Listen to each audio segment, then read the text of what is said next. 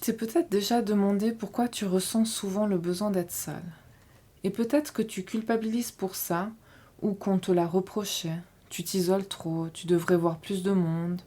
Mais pour une personne hypersensible, la solitude choisie est souvent une vraie nécessité, pas un caprice. Dans cet épisode, à écouter comme un mini-podcast, je t'explique pourquoi ce besoin d'être seul peut devenir une vraie force, ce qu'il t'apporte à toi, ce qu'il change pour tes relations, et même pour ta vie si tu l'acceptes pleinement.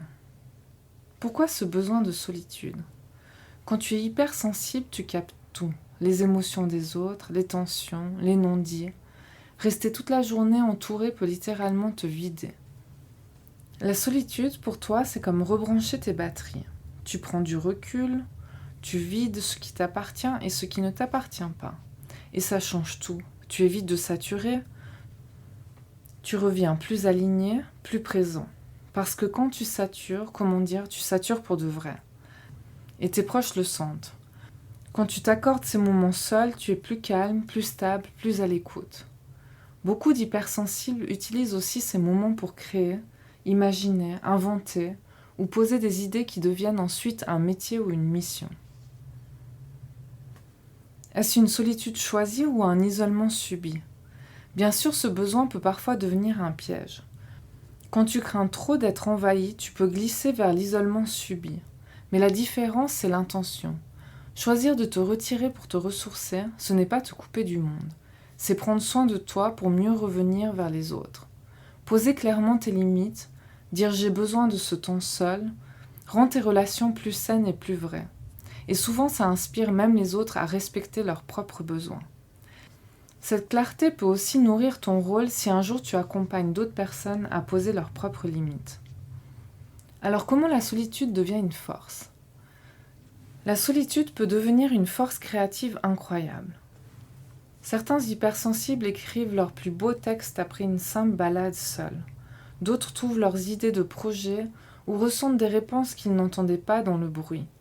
Quand tu apprends à écouter ce qui émerge dans ce silence, tu fais grandir ta confiance et ton intuition.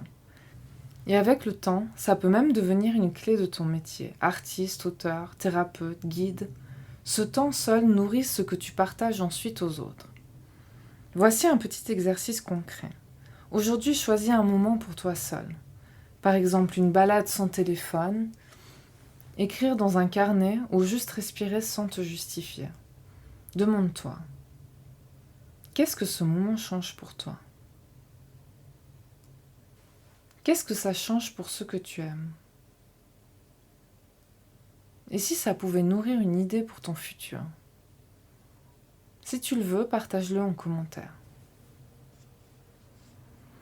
Si ce que je t'ai partagé aujourd'hui te parle, tu peux aller plus loin à ton rythme.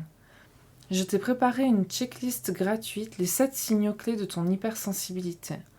Tu peux la télécharger juste sous cette vidéo, c'est une première étape précieuse pour mieux te comprendre.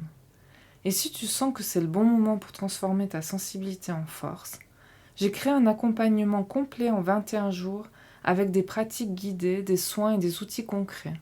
Le lien est en description, je t'y explique tout. Enfin, si tu veux recevoir les prochains épisodes, tu peux t'abonner, liker ou commenter. Ça me permet de sentir ce qui te touche et de continuer à créer ce contenu pour toi.